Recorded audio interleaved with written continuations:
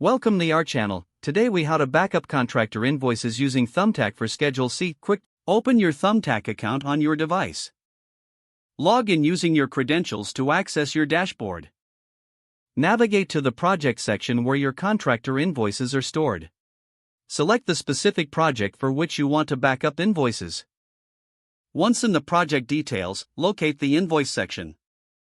Click on the invoice you wish to backup. Review the invoice to ensure all details are accurate. Select the download option, usually represented by a downward arrow or a download button. Choose your preferred file format, usually PDF is recommended for invoices. Save the invoice to a designated folder on your computer or cloud storage.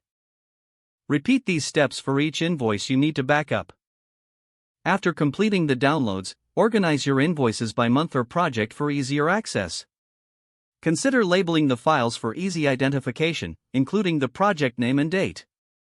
Ensure that your backup location has sufficient storage space. Secure your backup location with appropriate privacy settings. Regularly update your backups after new invoices are generated.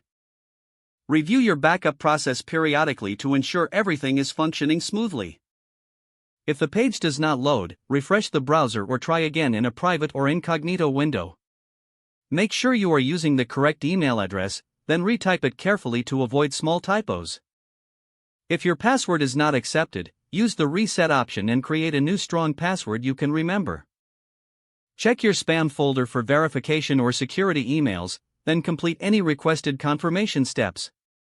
Enable two-factor authentication if available to improve account security and reduce unauthorized access risk.